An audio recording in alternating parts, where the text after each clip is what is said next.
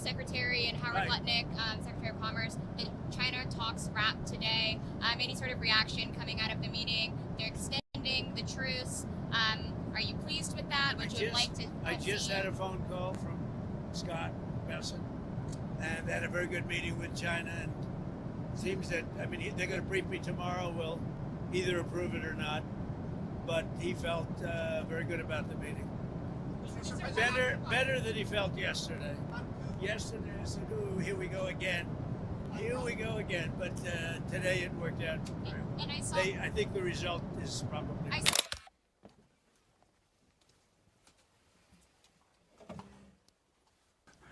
We expressed our concern for their purchases of sanctioned Iranian oil, of which they buy about 90%.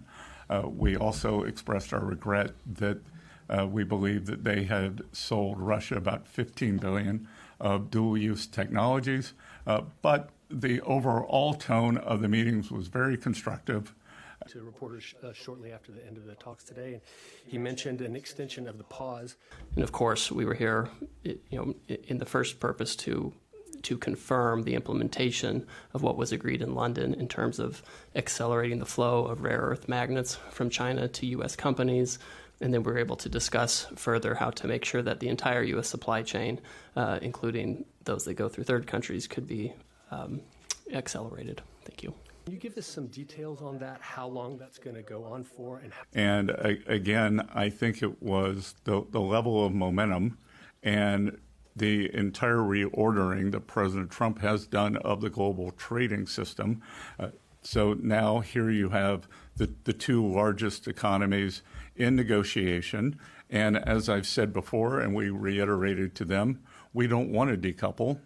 We just need to de-risk with certain strategic industries. And if I could just throw in another one, what do you say to lawmakers? That China is the most imbalanced economy in modern times.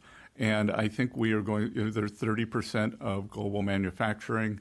They have a 2% current account surplus of global GDP, which we've never seen before, or probably not since the 1870s with the British Empire. And that's not sustainable. So the tariff levels will have quite a bit to do with that.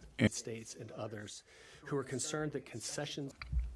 But my guess is that over time, that the other economies, developed economies, will start increasing their tariff barriers, and the global South, they just can't absorb all this Chinese production. Secretary Bessent, you just said again that. Right now, if you look at the numbers, we're still tracking an annual trade deficit with China. But if you extrapolate it out from the numbers we have so far it looks like it's going to be at least $50 billion smaller this year. So that's some progress already. The biggest problem in the relationship is China's overcapacity, and that you want. And just to be clear, Gavin, the president has discretion to change the rate depending on the circumstances that we have, et cetera. So while the snapback rate would be 34%, he of course has discretion under the law to modify that.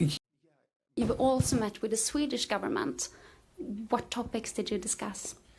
We discussed a wide range of topics. First of all, we want to thank the government for the fantastic venue here. Very, very good to be in Stockholm in July. And we discussed the EU deal with the U.S., of which the Prime Minister, the Finance Minister were very supportive. What's your specific plan for addressing those economic? The U.S. economy is starting to fire on all cylinders right now. We actually, in May, saw the biggest downturn in inflation in 4 years. So the U.S. economy is doing quite well. And I will tell you, rather than the talks getting more difficult, I actually think that they are getting more engaged. Had to make in these talks so far. What was your message to the Chinese about Russian oil? Did you tell them they're on notice, they need to start to pull back? Well, we described, it's not just the president. What is making its way through the U.S. Senate And hard to imagine anything could get 80 or 90 bipartisan votes in the U.S. Senate, is a bill that will give the president discretion to apply secondary tariffs on sanctioned Russian oil from, I believe it's from 0 to 500%. I believe he's used 100%. And we've heard from several of our European counterparts, NATO allies, even Canada, well, Canada is in NATO, that they will be following on that. So we would expect most of the Western alliance that has been supporting Ukraine to follow on that. So I think anyone who buys sanctioned Russian oil should be ready for this. What was their response to that warning? The Chinese take their sovereignty very seriously. We don't want to impede on their sovereignty, so they'd like to pay 100% tariff. Any update on when you'll meet with President Xi? When can we expect that? He wants to meet, and I look forward to the meeting too. But I would say before the end of the year. I mean, just to go full circle. So we had a very good meeting today. If you would have asked me the question yesterday, no, it wasn't looking too good, I would have said, maybe I might have said nothing, but I might have also said it wasn't going too good. I just heard from Scott that the meeting went very well today with China.